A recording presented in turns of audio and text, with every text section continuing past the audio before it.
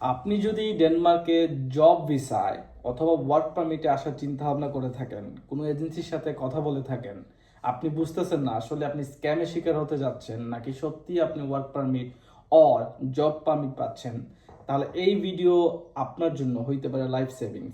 Scam থেকে বাঁচার জন্য সবচেয়ে গ্রহণযোগ্য ভিডিও। আমি তানজিল আছি ডেনমার্কের ফেডেরিশিয়া শহর থেকে আপনাদের জন্য। আপনারা যদি আমার চ্যানেলটা সাবস্ক্রাইব করে রাখেন তাহলে আমি আপনাদের জন্য হেল্প করব। আমি আমার এই চ্যানেলে আপনাদেরকে ডেনমার্ক নিয়ে, অ্যাব্রোডে পড়াশোনা নিয়ে এবং জব ভিসার জন্য যত ধরনের তথ্য আছে আমি এই চ্যানেলে তুলে ধরার চেষ্টা করব। সো যেটা বলতেছিলাম, ডেনমার্কে জব ভিসার জন্য রিকোয়ারমেন্টস কি, একটি স্টুডেন্টস অথবা একজন জব হোল্ডার যে বাংলাদেশে চাকরি করতেছে সে কিভাবে ডেনমার্কে জব নিয়ে আসতে পারে, কি কি রিকোয়ারমেন্টস, কি কি কোয়ালিফিকেশন থাকা লাগে।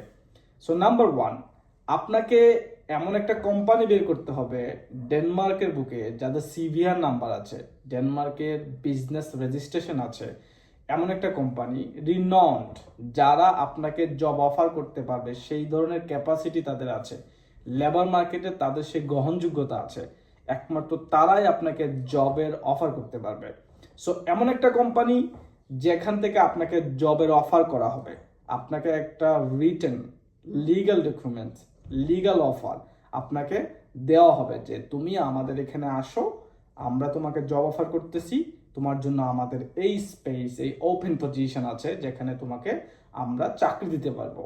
Number one. So number two হচ্ছে শুধুমাত্র জব অফার করলেই হবে না, আপনার সেই জব অফারে লিখিত থাকতে হবে যে আপনার স্যালারি কত, আপনার স্যালারি, আপনার বেতন কত। এখানকার জব পারমিট ও ওয়ার্ক পারমিট পাইতে হইলে যে স্যালারি লিমিটেশন সেটা হচ্ছে 37,000 plus, 37,000 plus Danish krona. So আপনি বাংলাদেশে আছেন, ডেনমার্কের একটা কোম্পানি আপনাকে কেন বাংলাদেশ থেকে 37,000 প্লাস ক্রোনা স্যালারি দিয়ে, বেতন দিয়ে ডেনমার্কে নিয়ে আসবে? আপনি নিজে নিজে চিন্তা করেন, কেন এইখানে যারা আছে তাদের মধ্যে কেউ নয়, যারা এখানে অভিজ্ঞ, যারা 5 বছর 10 বছর ধরে এখানে আছে, যারা এখানে মাস্টার্স করছে, তাদেরকে কেন নয়? তারা কেন সেটা পাচ্ছে না? তারা কেন এখানে জবের ক্রাইসিসের কারণে হাহাকার করতেছে? কেন আপনাকে বাংলাদেশ থেকে নিয়ে আসতে হবে যেখানে এখানে জবের ক্রাইসিস, যেখানে এখানে ছেলে মেয়ে স্টুডেন্টসরা জবের জন্য হন্যে হয়ে খুঁজতেছে?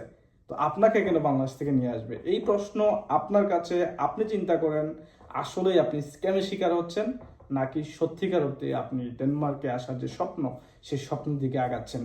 Thank you so much.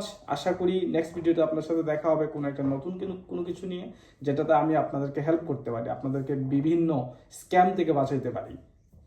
Thank you so much. আল্লাহ হাফেজ।